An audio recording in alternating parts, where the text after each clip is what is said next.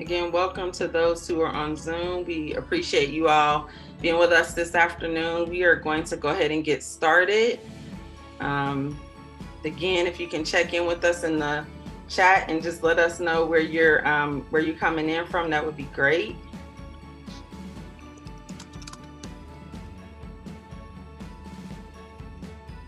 Alrighty, so welcome everyone. My name is Dr. Zaria Davis. I am your moderator for the Unlock Higher Ed Race and Equity in Prison Higher Ed program this afternoon. This is a discussion on state and federal legislation to support higher ed programs. The Unlock Higher Education was born out of a strong need to center the voices and leadership of formerly incarcerated scholars and professionals to the forefront in matters of advocacy, public education, and policy reform at a local, state, and federal level. We believe that higher education creates pathways to financial stability and increased opportunities. So we will now hear from Dr. Noel Vest on the history of the coalition.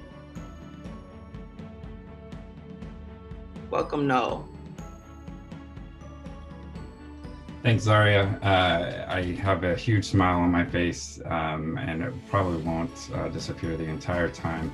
It's such a pleasure to be a part of this event. I'm so honored to be here with people that I consider personal heroes of mine. As far as for those that don't know me, my name is Dr. Noel Vest. I am a research fellow here at Stanford University, working in Keith Humphrey's Addiction and Policy Lab. I think probably most important to this conversation, I am the proud product of a college and prison program through the College of Southern Nevada while I was serving a 7-year prison sentence at High Desert State Prison. And so it brings just incredible joy to me to be here today. So Zaria gave a really good explanation of kind of what Unlock Higher Ed is about. You know, we are definitely about advocating and pushing forward the voice of formerly incarcerated individuals into advocacy, public education, and policy reform. And we feel that those voices are, very, very important when we're advocating on these issues. So we focus our work mainly in 3 areas. Number 1 is Pell restoration for all incarcerated individuals, regardless of crime or length of sentence. Number 2, removal of question 23 from the FAFSA, better known as the drug question. And then what you'll hear quite a bit about today is ban the box in higher education initiatives at the federal and state level. And myself and Zaria and Stan and Annie Phoenix and quite a few other people here at Unlock Higher Ed have been doing this work for quite a few years now. And like I say, it's just such a pleasure for me to be a part of this and to be able to lend my voice to these issues. And with that, I'll send it back. I just want to go over a few housekeeping things really quickly. One is, if you have any questions, we ask that you put it in the Q&A section, just so we don't miss that in the chat. And then in addition, there will be several poll questions that we're going to ask you to participate in, because we really believe that your voice is important in this space. And so again, we're going to hear from some different awesome leaders doing this work. We'll be hearing from several individuals in regards to restoration of the Pell Grant, as well as statewide ban the box efforts. And before we do the video, I'm going to ask Noel to just give a quick state update and then just go back into the introduction of the video. All right. So for anyone on the call that doesn't know, members of the Unlock Higher Ed Coalition have been involved in passing ban the box in higher education legislation in all of the states up until this year that have passed that legislation. So Maryland, Louisiana, Washington, and Colorado up until this year. I do want to kind of bring everyone up to date on some recent developments as far as Ban the Box initiatives. And again, for those that may not be aware, Ban the Box initiatives, at least as it relates to college applications, is for the removal of these discriminatory questions on college applications. So the criminal history box on college applications. And again, bringing everyone up to date, California has recently passed probably the most comprehensive and encompassing Ban the Box in higher ed bill to date. SB 118 by Senator Nancy Skinner was recently passed. It was definitely not all Unlock Higher Ed, but along with Unlock Higher Ed, advocates at Root and Rebound and Project Rebound and the 20MM Foundation, people like Andrew Wynn and Sonia and many others had a huge part in that, but we also had a fairly large role in that. I'm going to put in some media coverage into the chat around that bill, and people can kind of take a look at what's happened here in California. I also want to point out some really recent work has been done in Pennsylvania. So last Wednesday, Pennsylvania, Morgan Cephas and Representative Ortsate introduced HB 2952. We had some people that are probably on this call that were involved. Divine Linscomb testified in support of it. And so just kind of pointing out, if you live in Pennsylvania, please reach out to your local lawmakers and let them know that you support this bill. I'll put some media coverage around this bill in the chat, and if we could please share this across social media platforms. And if you want to help in any kind of Ban the Box effort in your state, please reach out to Unlock Higher Ed or reach out to myself personally, and would definitely like to help anyone on the call get started in that area. And I'll throw it back to you, Zaria, with those after those state updates. Thank you. So now we will go to our video, which was sent by Senator Schatz, who was unable to join us today. So we ask that you just take a minute and listen to the video, and then we will move on to our next speaker. Thank you. Aloha, I'm Senator Brian Schatz, and I just wanted to thank you for your hard work and your advocacy. We know that higher education is the best way to help people to re-enter their communities, providing them with the skills and the knowledge essential to their futures. And that consensus is due in large part to the efforts that you're leading on the ground to help people to rebuild their lives. In Congress, I'm working alongside you. I'm fighting to pass the REAL Act and the Beyond the Box for Higher Education Act. These bills will make higher education more accessible for people in prison and people returning to their communities. It's good policy and it's the right thing to do, and it will mean that our communities are safer, we're going to save taxpayer dollars, and we'll end the cycle of recidivism. I'll keep fighting until we get it done.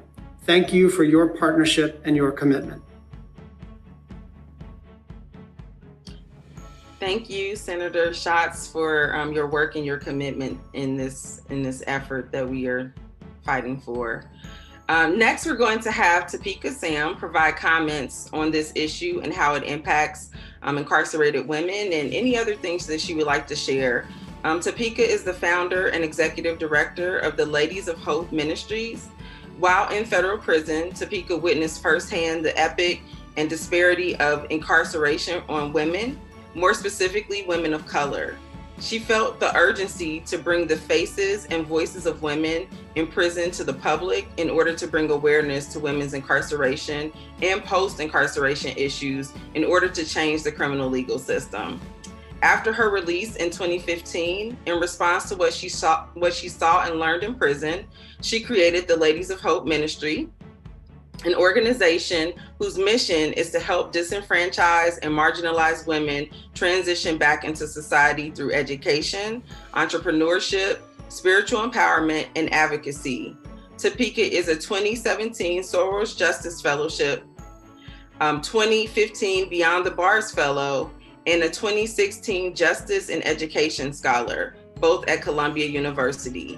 We want to go ahead and welcome and bring Topeka on. Thank you for joining us today.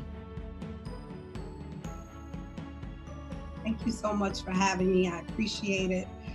And so I'm just going to share a little bit about my experience as a young girl living in suburbia. I was told that I had to be 100% better and smarter and swifter than my white friends. I didn't understand that statement, the better part, as I thought that we all were the same. We grew up next door to one another. We went to the same schools, on the same school bus together. I was captain of every varsity team and president of every club. And I laugh often and say that I was president of the Spanish club and didn't even speak Spanish. We swam in each other's pools. We ate at each other's dinner tables. It wasn't until I was about 10 years old when one of my friend's dads at the dinner table said to me that you are better than Black. And I asked, well, what does that mean? And he continued by saying, well, your parents are educated and they own a business and they aren't like other Black people, at least the ones that I have to put in jail. He was the local sheriff. And I said, well, what is jail? I knew that didn't sound correct because I went to Harlem School of the Arts on the weekends and took piano and flute and dance lessons. And, the other children that looked like me were there too. So they were just like me. And I went home and told my parents what had happened. And let's just say from that point, I was no longer allowed to go back there or allowed to spend the night at that friend's house or any other friend's house for that matter. So going to college was never a doubt in my mind. My parents told me that I was going from a child. I actually wanted to be a lawyer and I wanted to drive a Mercedes-Benz SL 500. Don't ask me how I knew that at the age of 5, but I did. It wasn't until I began the college application process that I noticed all of the inequities. Even though I had one of the highest GPAs in my graduating class, took all Regents and AP classes in high school, I was still guided only to apply to local and community colleges. Ultimately, I chose to go to an HBCU, Morgan State University. I was so tired of being the only Black girl in class and wanted to be with other people that looked just like me. And throughout my time at Morgan and in Baltimore, I began to get distracted. Like most kids do, you get away from home where you have a lot of restrictions, and I was sheltered. And so I get to a city with no parents and no restrictions. And so it was a huge culture shock for me. And I felt as though I didn't fit in. This is what led me to straying from my academic goals into selling drugs, and which eventually landed me in federal prison. And once I was there, I noticed that the only educational programs offered were GED and ESL. And if one wanted to pursue their higher education, it was through correspondence. And that women, because I was in a women's prison, they were given access to knitting, crocheting, plastic canvassing, beading as continuing education courses. And I thought to myself, well, how is this going to provide an equitable opportunity for someone to be able to transform their lives upon release from prison? Unless they wanted to start that type of business, and without actual business courses, there would be nothing that they would be able to do. But because I had support from home, I began taking classes at New York Theological Seminary in Women's Studies. And though understanding I was only one of few, because sisters could not afford to pay for the correspondence courses when they were making 5 cents an hour, had to pay for sanitary products, and also call home to their children. And so upon release home in New York City, I learned that there was college programs offered in prisons, Bard, Columbia, Hudson, Link, and others. And I thought this was incredible.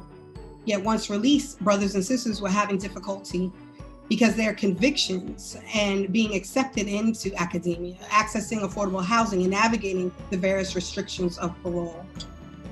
And working with scholars like Michelle Jones, Layla Martinez, Dr. Zaria Davis, Dr. San Andres, hearing Sarita Staub speak about her experience having to apply to college, being denied access once she checked the box, and then not checking and being accepted. I partnered with Education Trust to have a speaking event lifting the voices of formerly incarcerated women around the barriers of higher education. And so as a proud member of the Unlocked Higher Education Coalition, it is the work of these sisters and brothers and others across the country lifting their voices, drafting legislation, and advocating for fair and equitable opportunities for all people. Education is a human right. Everyone should have access, irrespective to whether they're incarcerated, formerly incarcerated, or systems impacted. And like Noel said earlier, whether they've been convicted of any type of crime, if you will. It does not matter. Education is and should be a basic human right. It's them and one of my mentors, Susan Rosenberg, who have spent their lives both in darkness and in light, ensuring that sisters and brothers have opportunities to transform their lives through higher education. So by supporting this coalition, it is necessary.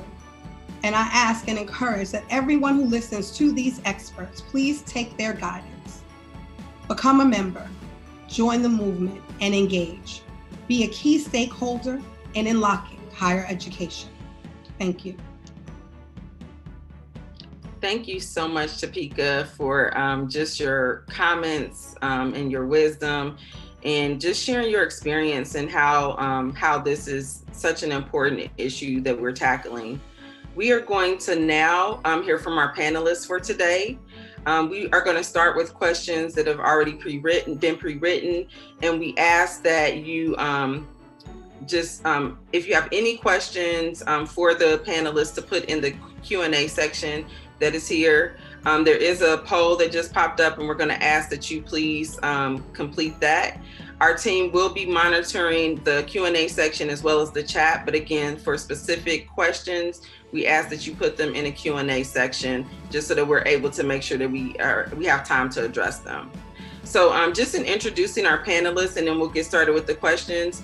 First, we have Reverend George Chochos, is the Senior Federal Policy Associate at the Vera Institute of Justice and the Director of Prison Ministry at Emory Fellowship. Prior to joining Vera, he served as a founding program manager for the Georgetown University Pivot Program, a first of its kind reentry and entrepreneurship program where formerly incarcerated DC residents can earn a certificate in business fundamentals and entrepreneurship through Georgetown's McDonough School of Business. George is also a returning citizen who spent 11 and a half years in New York State prison. And while in prison, he earned a bachelor's degree from Bard College through the Bard Prison Initiative and a master's degree from New York Theological Seminary. Upon his release in 2011, George was accepted into Yale University's Divinity School, where he earned 2 graduate degrees as well as one of Yale's top honors, the Wilcott Calkins Award.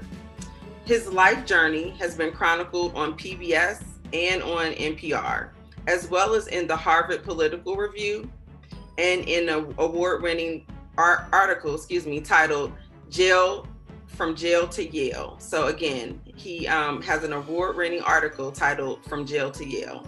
George is also a PhD student at Georgetown University, where his research topics include, among other interests, theology and mass incarceration. So we want to welcome George. We also have Marcus Bullock, who is an entrepreneur, justice reform advocate, and public speaker. He is the founder and CEO of Flick Shops. Following his 2004 release from prison and running a successful construction business, Marcus launched Flick Shop, an app that enables incarcerated people to receive personalized postcards from their families, building community and decreasing recidivism. He is also the founder of Flick Shop School of Business, a program that teaches returning citizens life skills and entrepreneurship. He is a Techstars alumni, as well as was selected as one of the Roots 2019 100 most influential African Americans in the U.S. Shortly after, Bullock was named also a 2020 Halcyon Incubator Fellow. He is a member of the Justice Policy Institute's Board of Directors, the advisory board member for Princeton University's Prison Teaching Initiative, as well as serves as an advisor to the Georgetown University McDonough School of Business and Aspen Institute's Opportunity Youth Incentive Fund.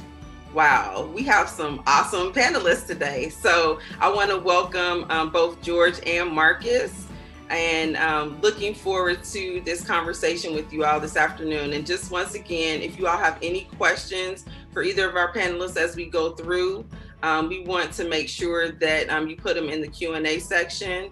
And I know that, again, the results just popped up for the poll in regards to the questions that were just asked. So we're going to get started, and I'm going to start with George. And this question is for both of our panelists.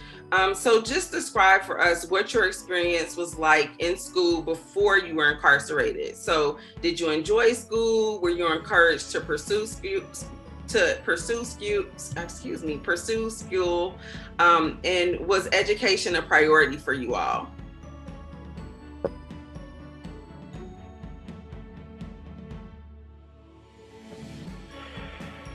Thank you for that question. Again, it's an honor to be part of this historic panel. Also to my friend, Marcus Bullock, it's so good to see you again, especially from our time together in Georgetown University in the Pivot program.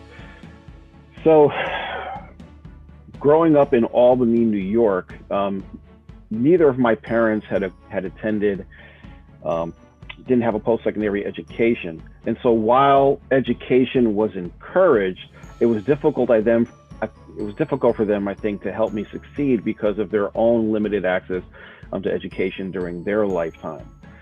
And so as I got older, the challenges in school became greater, and it was difficult, I think, for them to help me navigate through those challenges.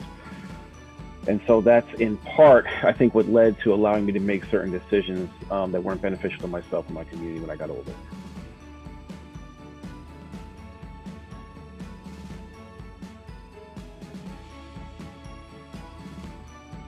You know, it's interesting, George, to hear your background. Like, so interesting enough, like, so my mom was super adamant about my sister and I, and us, you know, following in her footsteps of being an educated academic, right? Like, since we were in elementary school, she was adamant about this. And I never really understood why. One, because school came really easy to me, and it didn't make sense for me to study. Right? It makes sense to me to understand why it's important to study. Why it was important to read these books that my mom would give me on the weekends. I wanted to play Nintendo and Sega Genesis like my best friends. You know what I mean? So like me being a part of the space that she was in, and she wanted to climb up her collegiate academic career, it wasn't an aspiration for me. It wasn't until I actually went to prison, and we can talk about this in a bit, but it wasn't until I actually went to prison where I understood the value of the education that I was receiving, formally and informally, but also like what that would mean and how it could help contribute to the legacy that my mom wanted to create for my sister and I. I'm excited to be able to be on the other side of that now, and to be able to impart the same wisdoms that my mom wanted to give to me and to my own children. But as they continue to climb up, I think I'm able to have a different conversation, especially as we weave in tech into that conversation, right? Like, what is the, you know, how does the technology feels, you know, how does it expand opportunities for education? What does that mean for for the future of education? And then the value prop that we're going to have as we all lean in toward what tech is doing for all of us as we create community together. Because I think that we can't lose sight of what these academic institutions are delivering as a part of the community. Absolutely. Thank you both for that information, just as far as your upbringing and kind of how it's gotten you in this space now. So the next question is, when you all were incarcerated, did you see that there were more opportunities for your white counterparts to obtain education in prison compared to those who were Black and brown within the system that you all were in? We can start with Marcus with that one. Yeah, I'll start. So if I'm being honest, no, I don't think so, right? I mean, I was in, all maximum security prisons where, the access to an opportunity to walk into a classroom was challenging for anyone on that compound, right? Whether or not it was because it was a smaller classroom that didn't have a ton of different, opportunities, or whether it was because you had to be infraction free in order to be able to participate in one of these classes. Any one of those, a list of barriers, potential barriers that would have been created or erected as a result of someone just saying, look, I don't care what program it is, I just want to get out my cell. And I think that what happened later on, being inside of some of those cells were like, oh man, you were a part of the elite if you could get inside of one of the classrooms. So whether or not you were black or white or brown, like it was like you were a part of the haves if you could get inside of the classroom. Getting boxed out of those opportunities, I just didn't see it, you know, and maybe it's my radar wasn't up, right? But at that time, I just saw it as everyone had I'm talking about a real challenge into getting into one of those classrooms. George, did you want to speak to this? I know we're having a lot of conversations about racial equity and things like that. So some of the questions are kind of geared in that space. So please feel free to include any other insight you have. I just want to make a couple points. Number one, I don't recall there being a heavy, I would say a significant difference in terms of access to opportunity. I do remember seeing, you know, just a difference in how white and black and brown people were treated within the facility. There seemed to be certain privileges that our white brothers and sisters seemed to have that our black and brown brothers and sisters did not inside of that space. But also I would suggest that we know that the representation of just say black Americans inside of prison, they make up around 33%. We make up 33% around the prison population. But black Americans inside of prison that take part in Second Chance Pell only make up 30%. So if you think of in terms of the amount of representation inside of prisons, so black Americans make up almost 3 times the representation that is society. And so that we would need roughly around 60% of the people in access to Second Chance Pell to actually make up for that shortfall there. So I think we need to expand access to higher education in prison. We need to allow access to more black and brown people inside of our prison systems in order to address, I think, some of the historical social inequities that we see in society. Thank you. So, go ahead, go for it. Can I jump in on this one? Yeah, absolutely. I'm super grateful for George pointing that out. The reality of it is that just anecdotally and just like really short words, like there weren't a lot. I mean, there were way more black people in the rec yard than there were just white people in the rec yard, right? And again, I'm at a maximum security facility, which, you know, also points toward like, you know, sentencing disparities and how we think about the justice system and how it lands people who look like me inside of a rec yard where out of 1,000 people in those cells, you know, like maybe 100 or less were white, right? And so the people that were fighting to get into these classrooms, they all look like me.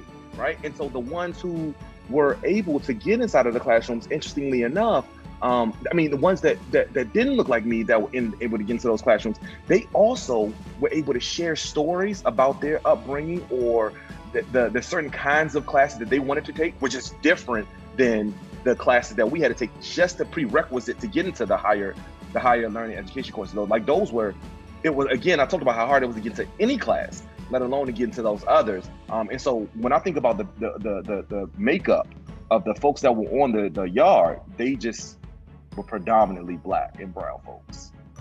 Gotcha. So, and that definitely is going to play into what it looks like as far as programming wise as well. Sticking with the questions kind of around racial equity, do you all feel like there are challenges with the box on college applications as it relates to black and brown individuals applying versus their white counterparts? So this is obviously post-release and just having that opportunity to pursue higher education. Have you noticed any disparities within the groups?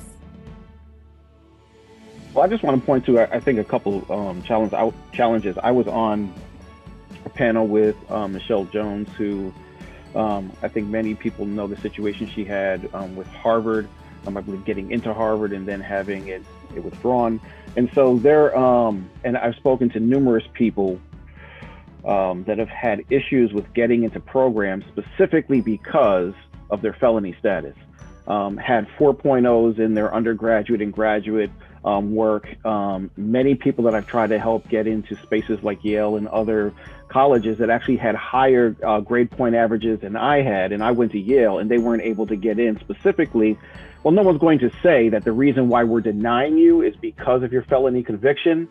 But when it doesn't make sense in terms of the packages that people are bringing to the table in order to get into these particular programs, and then the denial and then lack of substantiation or justification for why you're denying someone with a stellar academic record, but also has a felony conviction. It doesn't just make sense there. And so I do think we need to ban the box on college applications, let someone's educational experience speak for themselves, and that should provide the justification for acceptance into these institutions. Marcus, it's interesting to hear this. Yeah, just let's drill it all the way down. Look, I have 62 college credits, and I got them all while I was at Brunswick Correctional Center. And this came as a result of Brunswick Correctional Center was in Lawrenceville, Virginia, where I spent 4 years at that one facility. I was able to get those credits as a result of a partnership program that was a pilot from Southside Virginia Community College. Now, I was there to get my associate's degree, and I was there for so long, even at only taking 2 classes with 3 credit hours per class, I was able to get all the way to 62. Now, in order to be able to complete, I needed 64 in order to be able to get the associates.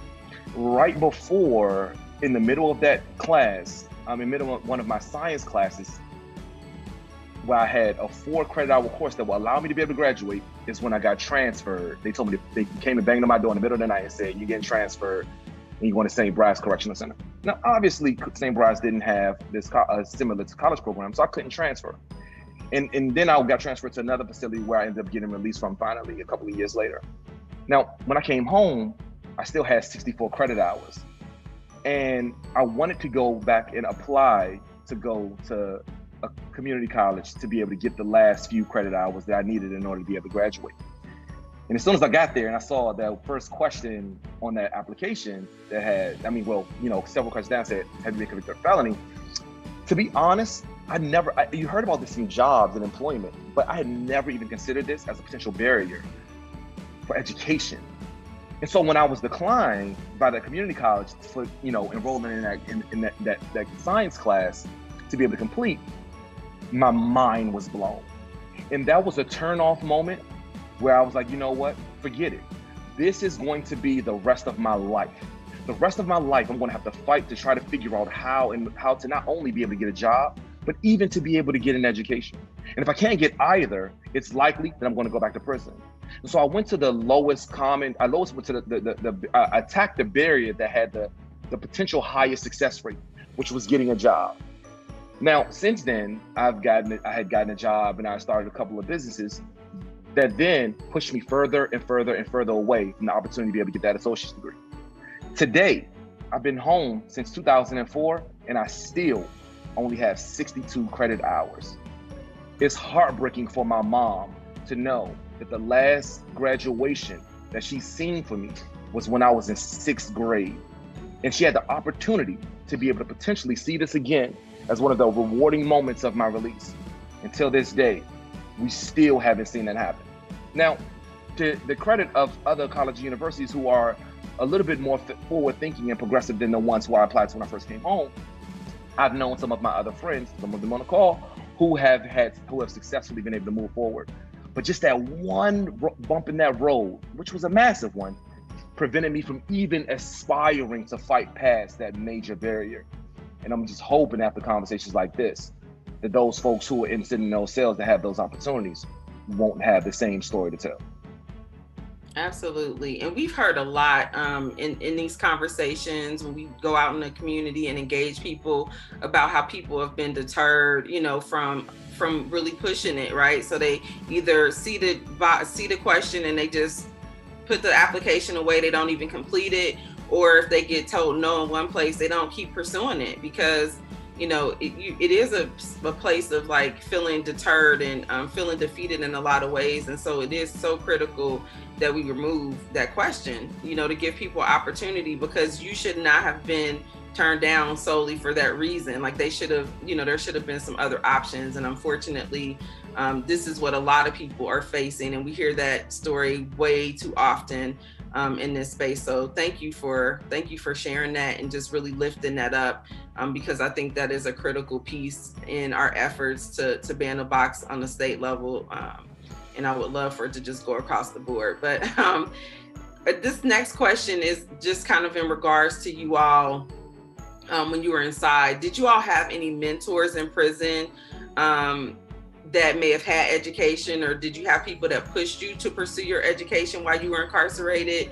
And if you didn't have a mentor, like what made you decide to pursue your education, and what did you learn about yourself and the importance of getting an education while inside? And we can start with George this time, if that's okay. Yeah, this is a really great question. This is one of the favorite things I like to talk about when I'm on the Hill, and I talk about why we need to restore Pell Grant eligibility for everyone inside of prison.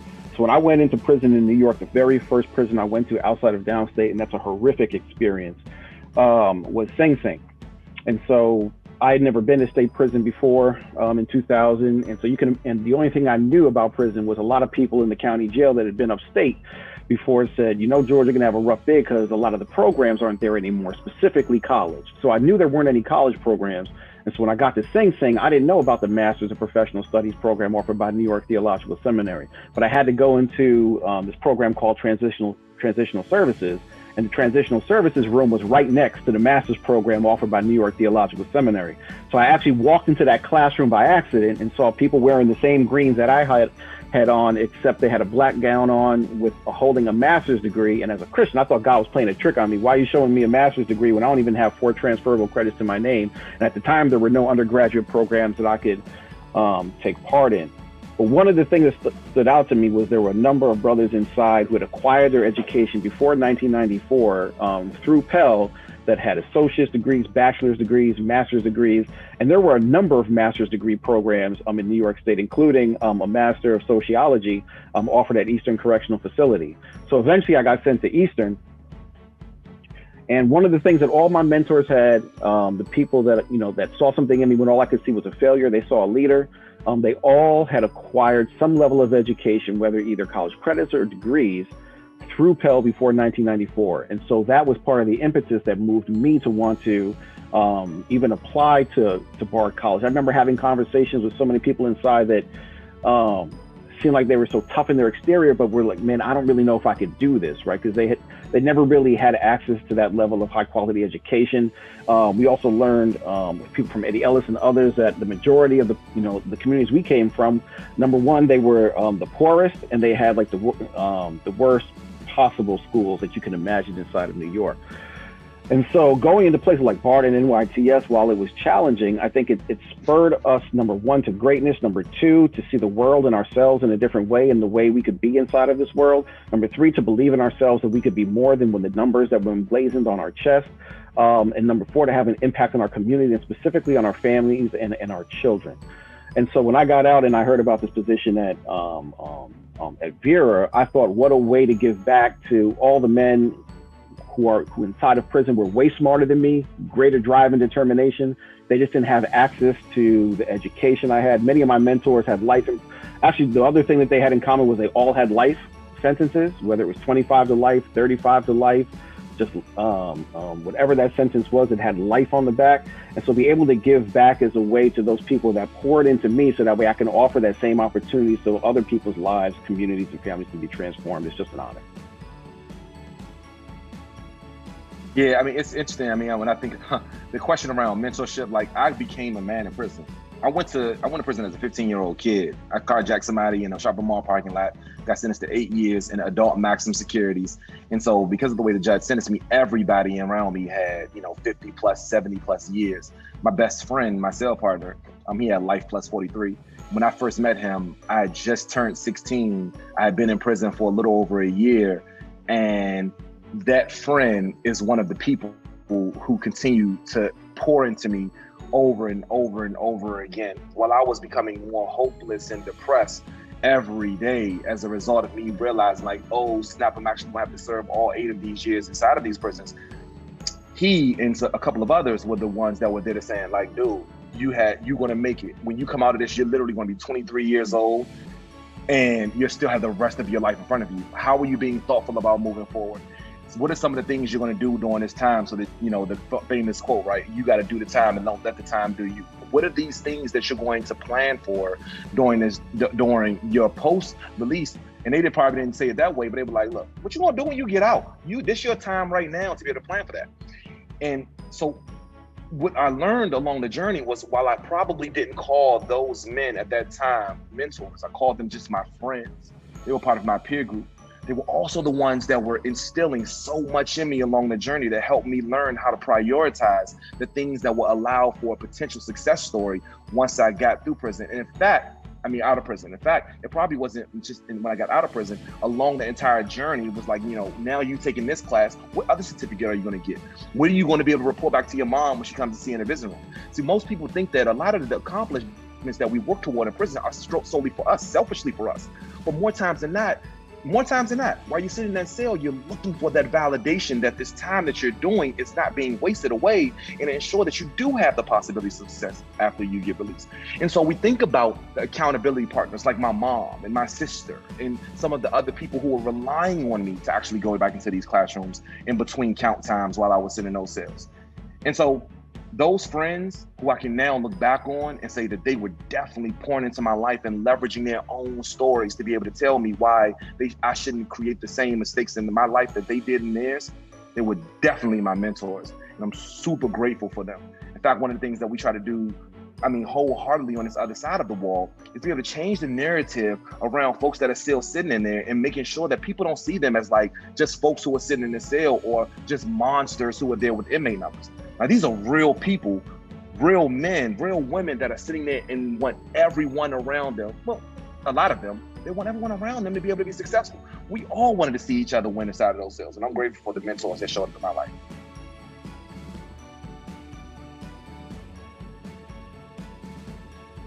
Thank you, Marcus, and thank you, George. I think that a lot of times people don't understand those relationships that we build when we're inside, and just the impact that it can have on our lives. And so thank you for lifting that up this afternoon. And this is just so critical.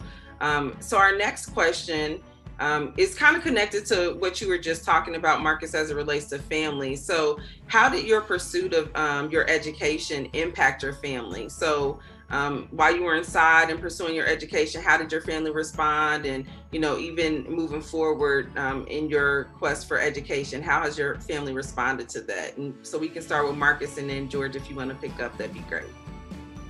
My family leveraged that opportunity that was like my social proof. They were able to not only talk about it amongst each other, but anyone who would have a listening ear when they listened to them brag about the things that Marcus was doing in prison and help prepare him for release, like they leveraged that as the social proof and said that he's doing it.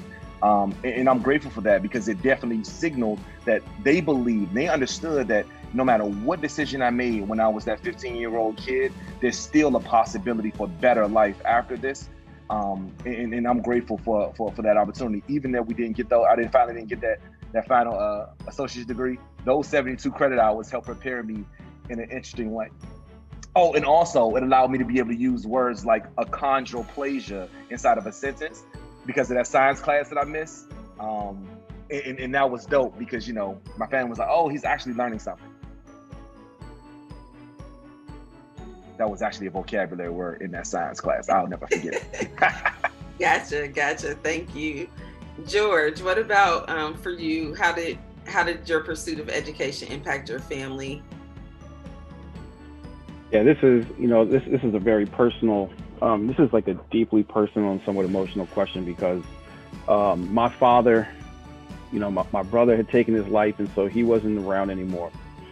When I went to prison in 2000, my father had died 2 years after him. My brother died in 95. My father died in 97. So it was just me and my mother. And then I went to prison for 14 years. And because of my last name, there's not a lot of people with the last name Chochos. She told me that while I was in, people would come up and ask her, if she was my mother, and she would just look away with tears in her eyes.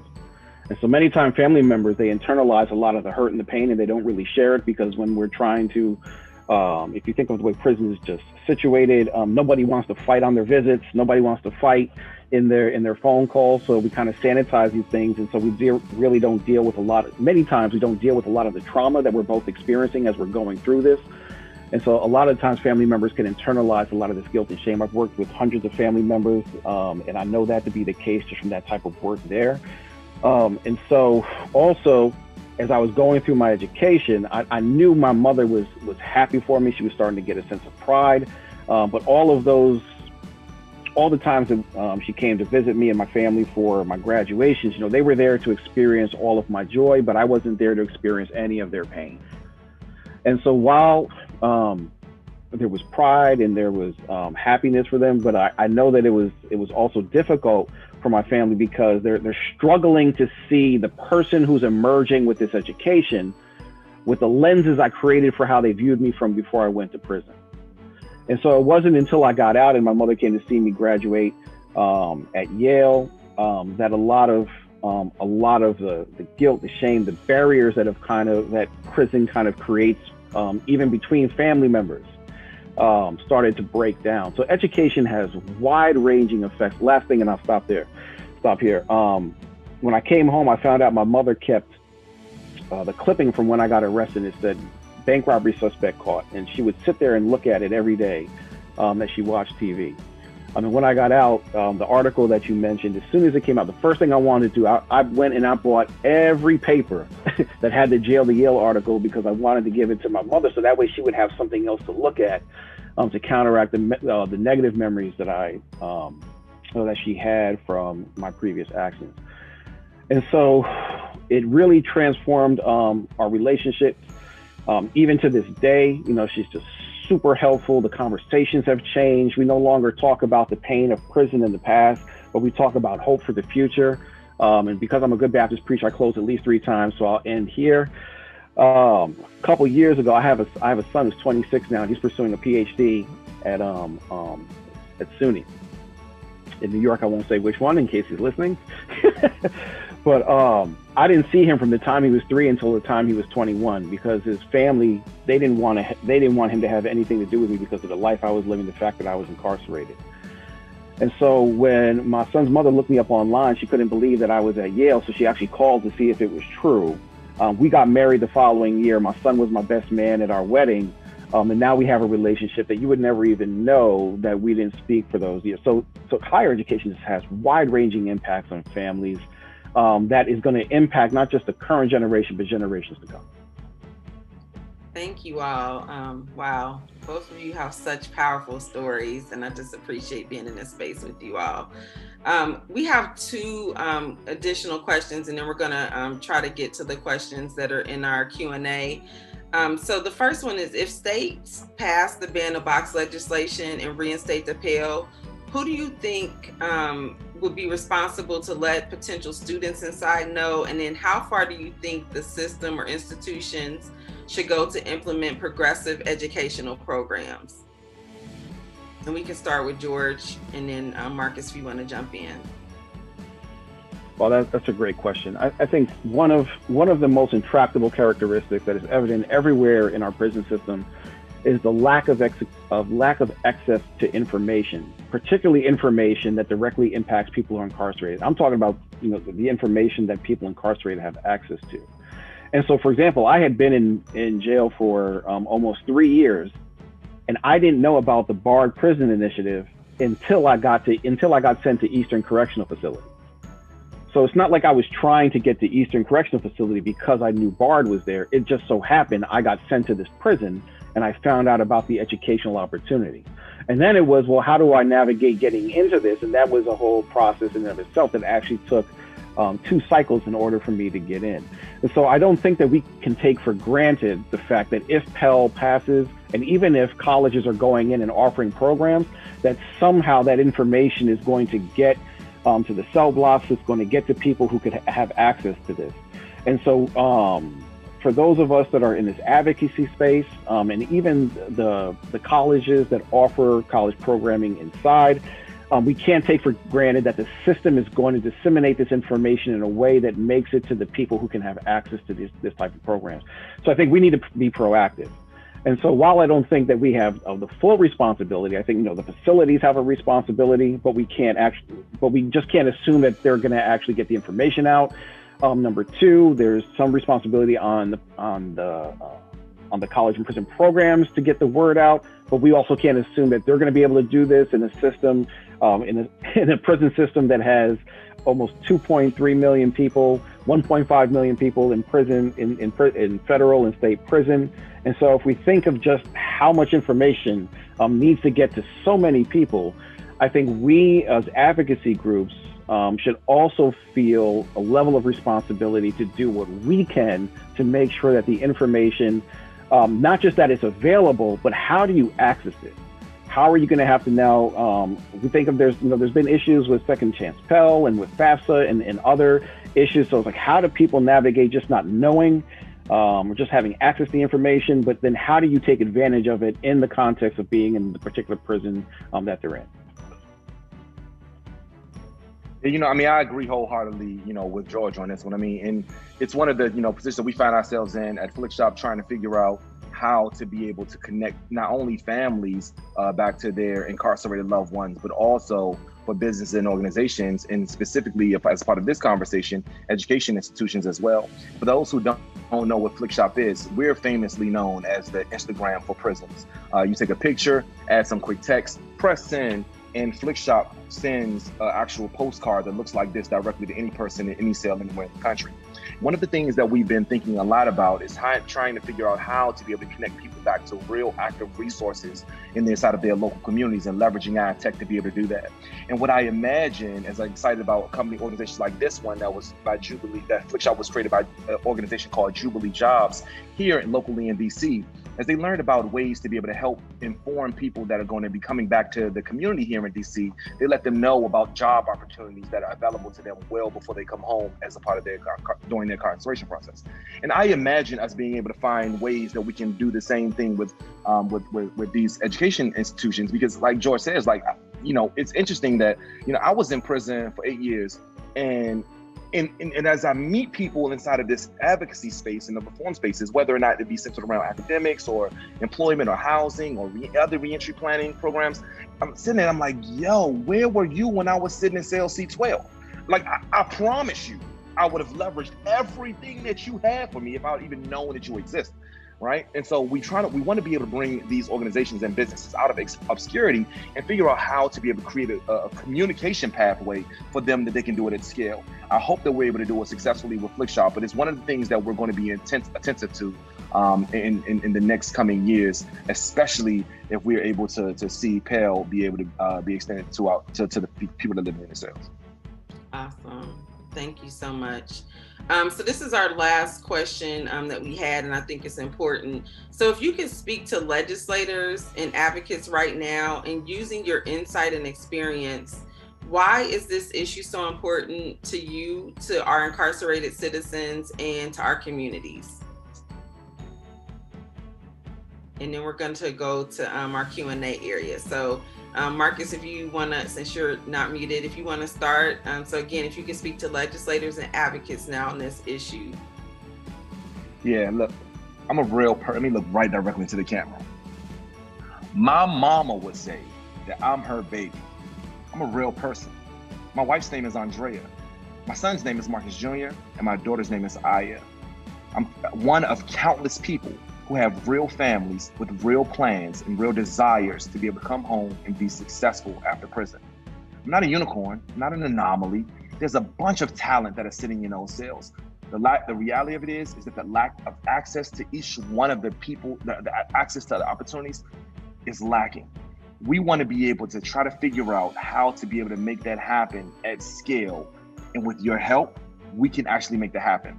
This is a real plea from a real person who sat in cell C12, B13, D19, 126. And I prayed for moments like these. This is my moment to be able to tell you that I'm a real person that definitely would have loved to be able to let my mom see me graduate with those 64 credit hours and that associate's degree. How do we shift that problem so that people behind me are not having the same one?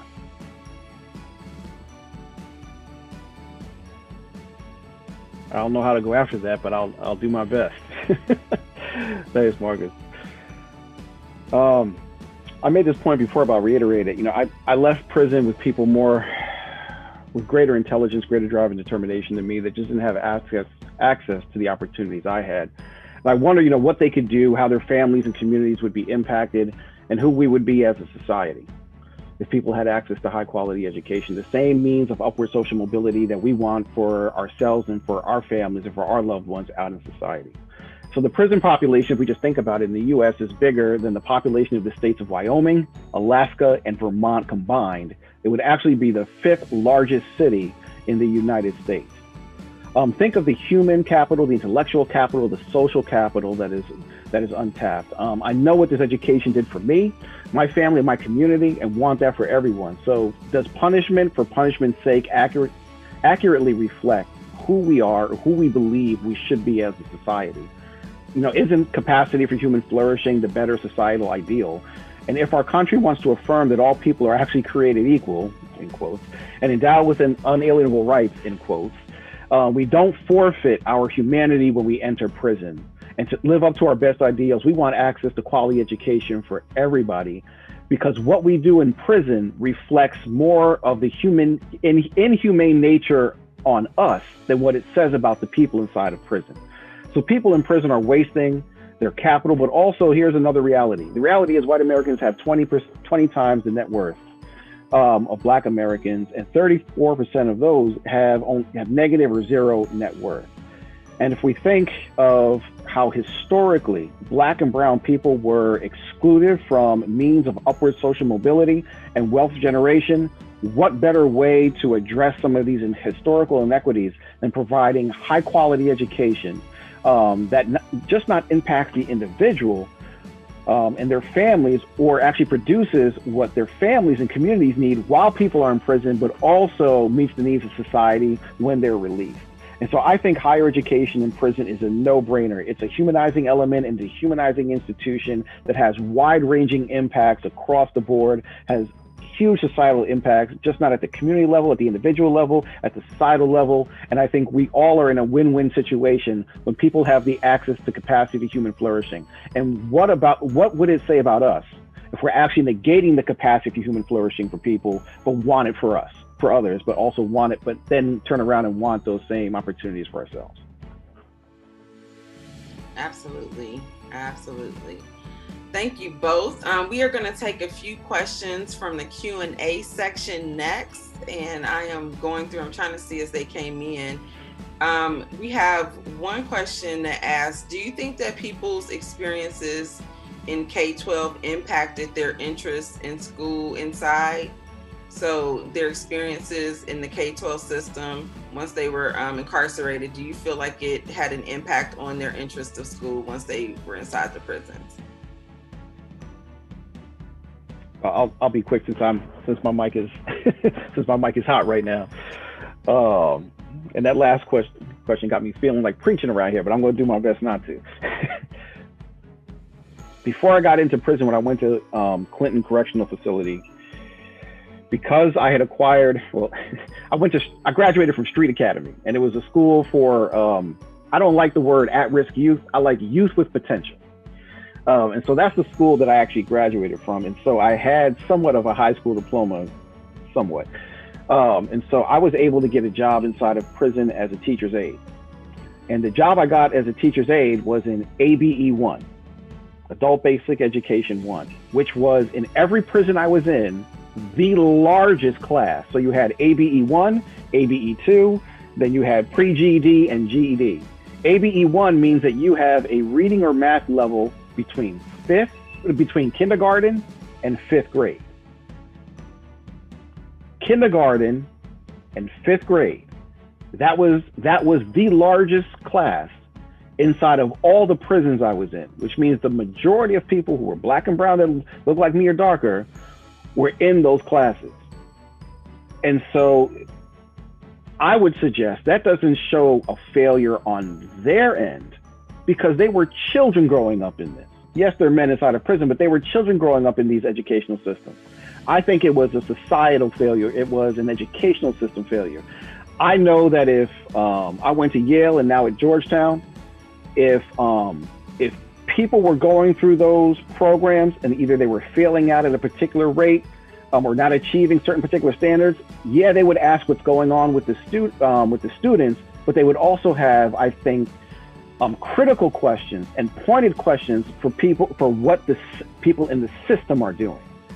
And so one of the things that I noticed with a lot of the men that I work with is because of their early educational experiences, being felt like they were stupid for some reason, that there was something wrong with them, not having access to the types of educational, I'm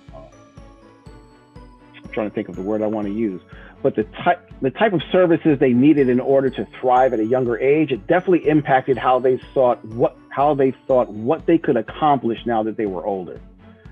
And so a lot of people in prison didn't see themselves going to college because they had been told for years, they internalized, I think, the system's view of them as something less than and not capable of being able to thrive in this particular educational sphere. And so they took that with them throughout their life.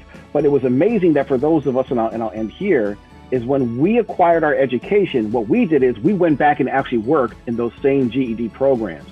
And so once you started seeing people getting their college degrees, you started to notice that people were moving, as we went back and worked in these programs, people were moving faster through the AB programs to get their GED. The GED scores were higher. There were more people applying for college because they saw themselves in a different light, just from having, number one, someone who cares, but also believing in themselves that they could achieve on their educational goals that they put forward for them. So, I mean, this has wide-ranging impacts across the prison educational system. You know, I couldn't agree with George more. I mean, I won't even belabor it. Anything I'll say now will be, redundancy. But I will say that absolutely K through 12 matters, no question, because the same things that you feed children, the same things that you feed the children, and I saw this, right? The same things that the teachers and administration would feed me and my sister and I when I was going through elementary school, middle school, when I finally got into high school. Like, it was it was like, hey, welcome to this. Let's see if you can catch up. Welcome to this. Let's see if you can perform. And it wasn't like, hey, welcome, like we're in this community. We're going to rally together to make sure that you crush it here. And honestly, it mimicked exactly what happened when I got into prison. The first thing that someone told me when I got into prison, it was a sister warden that happened to be walking down the hallway when I was getting showered. They stripped me and said, hey, take off those clothes, those county jail clothes, and put on these state blues. And the sister warden looked at me and said, oh, I see on here that you're 15 years old. Welcome to the big leagues. Now you're going to see what it's really like to be able to be in prison. And it was like, it created something for me. That was the very first thing that someone said to me when I got into a prison, right? And that doesn't contribute to me wanting to perform, right? And so, or to seek out the mentors or the educators that will help me prepare for a successful release after prison. So I won't belabor that point that George made, but absolutely 100% it matters. I can make one quick. If we think of the majority of people that were in prison, at least when I was in New York, people like Eddie Ellis did studies, and I don't know how representative it was, but I remember one of the conclusions that he came up to was that 70% of the people in New York State prisons, maybe just the prisons he was in, came from 7 neighborhoods in New York City. 7 neighborhoods. Even if that number is not exactly what it is, the fact that it reflects two of the things that all those neighborhoods have in common, they're the poorest, they're the darkest, and they have the most failing schools. I think if we don't address those inequities that are historically tied to systemic oppression inside of this country, then we're going to continue to be dealing on the back end of these societal problems, instead of getting to a point to where we're dealing with the economic injustices that are happening in these communities, so that way we don't have to have conversations like this. And I'd love to work myself out of a job. That's my goal. Absolutely. And I think somebody mentioned in the chat, like the intersectionality of all of these things, like how all of these things at some point intersect and engage education system, the criminal legal system, social services, all of these different entities, healthcare, they all at some point have an impact, and especially when we are talking about Black and brown people and poor people. So I know that we have quite a few questions in the Q&A area. I'm hoping that if we cannot get to them just because of time, because we're already pretty much at our time, that we can still have our panelists maybe address them and send them out to those who registered. We need to kind of close out, and I just want to give you both just a minute if you have any final words or things that you want to share with our group. And then we're going to bring it to Dr. Noel Vest, who's going to talk a little bit about COVID in prisons. So just final words from our panelists. Marcus, go for it. Sure. So I'll be really quick with this one. I'll say this is, Flick Shop is a result of what it looks like to be supported during incarceration. My mom was there to support me. I had a ton of teachers that were there to be able to support me through my business computer software applications class. That was another pilot program at Brunswick Correctional Center. My English teacher that I talked about, was a teacher at Southside Virginia Community College. She was there to be able to write me along the journey and ensure that I was able to keep up with the pace of the classes during that. This is what support looks like. I mean, this is what the life looks like after prison with the right amount of support. And I'm super grateful for the tens and hundreds of people that have joined the call today, that you guys are here to help support, because I want to be able to be the social proof that it can happen and we're not unicorns. I'll try to be as brief as my preaching mind will allow me.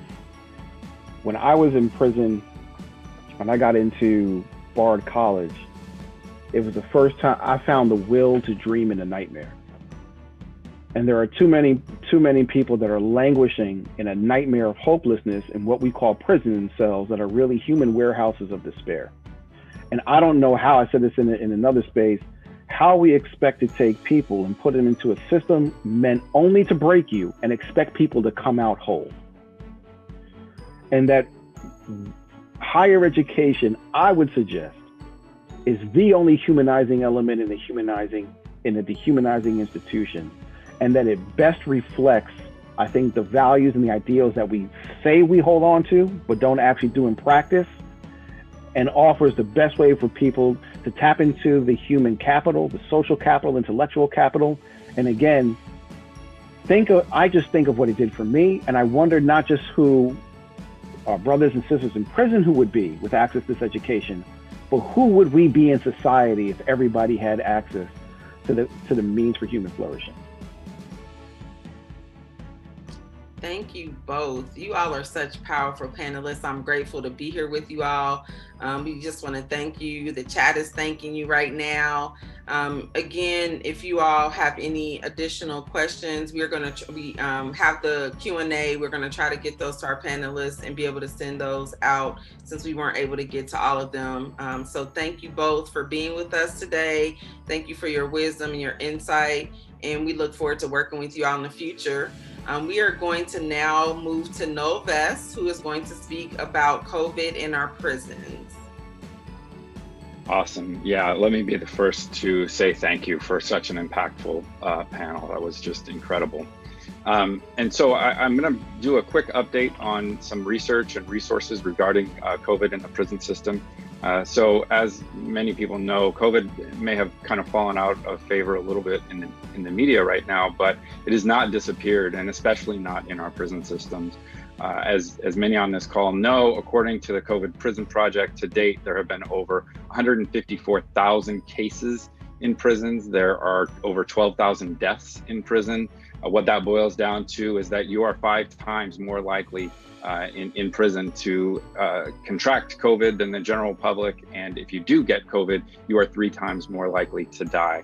I want to bring everyone's attention to a recent publication that was released by the National Academy of Sciences on decarceration during COVID. I will add a link to the chat, and there's both a video and a free download of this publication. It was authored by Emily Wang at Yale and Bruce Western at Columbia. And they do a really great job of capturing all the recent, capturing and reporting all of the current evidence that we have right now on COVID in prisons. And if I can just take and highlight one of the papers that they highlight, is one that I co-authored with researchers at the University of Maryland and the University of North Carolina. In that manuscript, what we did is we showed that the prison system in Texas was able to actually, or the prisons in Texas that were able to maintain their prison population at under 85% of capacity were the most successful in reducing and minimizing both cases and deaths related to COVID. This is very, very important. I would say mainly because of the racial disparities that in prison that was pointed out by earlier by George. And for policy people on this call, this 85% of capacity should be reiterated to lawmakers and prison officials as much as possible. We want our friends and loved ones to come home from prison, and limiting the impact of this public health crisis is absolutely vital in order to do that. So again, I will put these links in the chat. Please be sure to send this information around to whomever may benefit from this information. And with that, I will send it back to you, Zaria, and thank you very much. Thank you, Noel. So the next two things we're going to have Jay Holder, who will do our call for letters campaign information, and then we'll also have a quick membership presentation by Dr. Stan Andrees.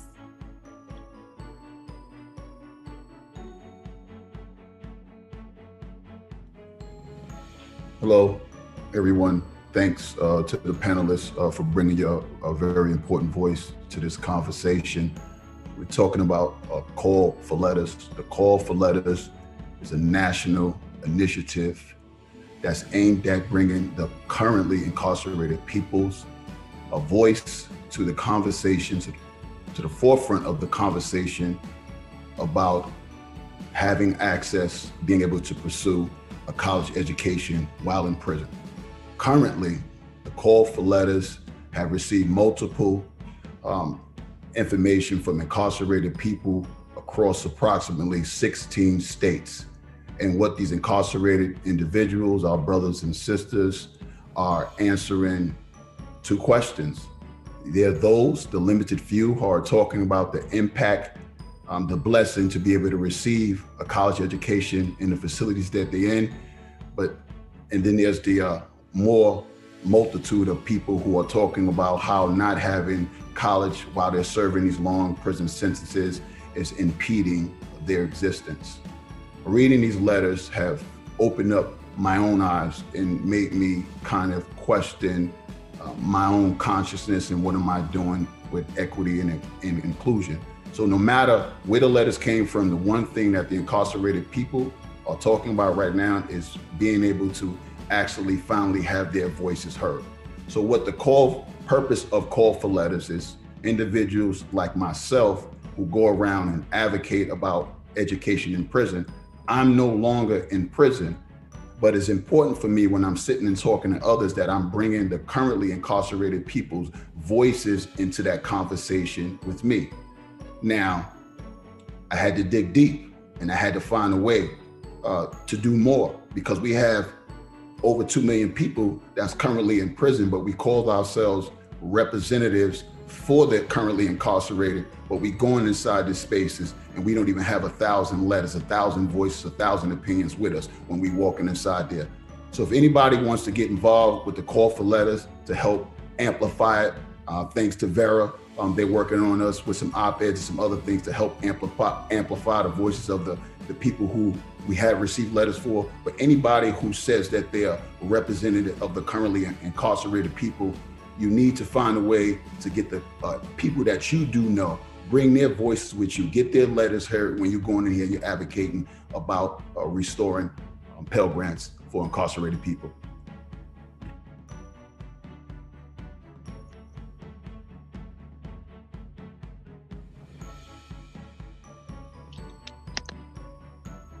All right, so I'm gonna go to my share screen here.